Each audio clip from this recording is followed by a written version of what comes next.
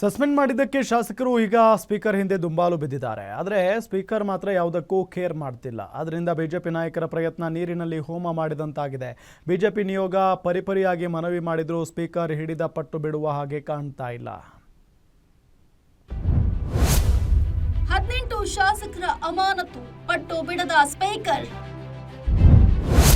ಕಾನೂನು ಸಮರ ಸಾರ್ತಾರ BJP leaders.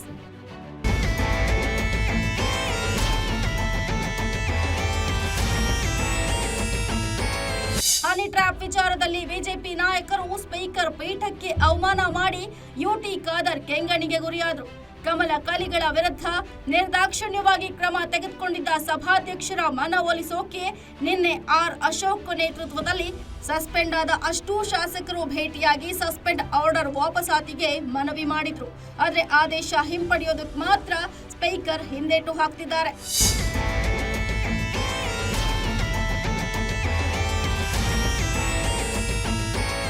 ನಿನ್ನೆ ಕಾಂಗ್ರೆಸ್ ನಾಯಕರ ಬಳಿ ಇದರ ಬಗ್ಗೆ ಚರ್ಚೆ ಮಾಡ್ತೀನಿ, ನೀವು ಕ್ಷಮಾಪಣೆ ಪತ್ರವನ್ನ ಬರೆದುಕೊಡಿ ಅನ್ನೋ ಭರವಸೆಯನ್ನ ಕೊಟ್ಟಿದ್ದ ಸ್ಪೀಕರ್.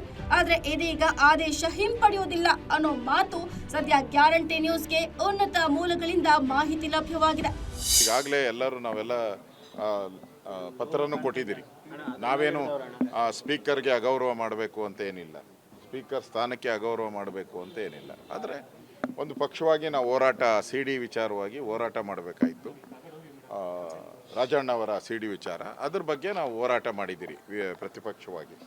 ಅದ್ರ ಮೇಲೆ ವೈಯಕ್ತಿಕವಾಗಿ ಸ್ಪೀಕರ್ ಮೇಲೆ ನಮ್ಮದೇನು, ಆ ಚೇರ್ ಮೇಲೆ ನಮ್ಮದೇನು ತಕರಾರು ಇಲ್ಲ ಅನ್ನೋ ಮಾತನ್ನು ಸ್ಪಷ್ಟವಾಗಿ ಹೇಳಿದ್ದೀರಿ. ಅವರು ನಾನು ಅದನ್ನು ಭಾಳ ಗೌರವದಿಂದ ನಾನು ಪರಿಶೀಲನೆ ಮಾಡ್ತೀನಿ. ನಾನು ಲಾ ಮಿನಿಸ್ಟರ್ ಜೊತೆ ಎಲ್ಲ ಮಾತಾಡಿ ಆದಷ್ಟು ಶೀಘ್ರವಾಗಿ ಅದಕ್ಕೆ ಒಂದು ಅಭಿಪ್ರಾಯವನ್ನು ತಿಳಿಸ್ತೀನಿ ಅಂತ ಹೇಳಿದ್ದಾರೆ.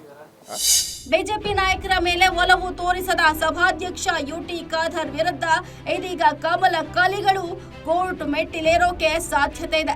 ಈ ಮೂಲಕ ಸ್ಪೀಕರ್ ವಿರುದ್ಧ ಸಮರದಲ್ಲಿ 18 ಶಾಸಕರು ಮುಂದೆ ಯಾವ ಹೆಜ್ಜೆಯನ್ನ ಇಡ್ತಾರೆ ಅನ್ನೋದೇ ಕುತೂಹಲ. ಕವನ Shivanna, political bureau, guarantee news.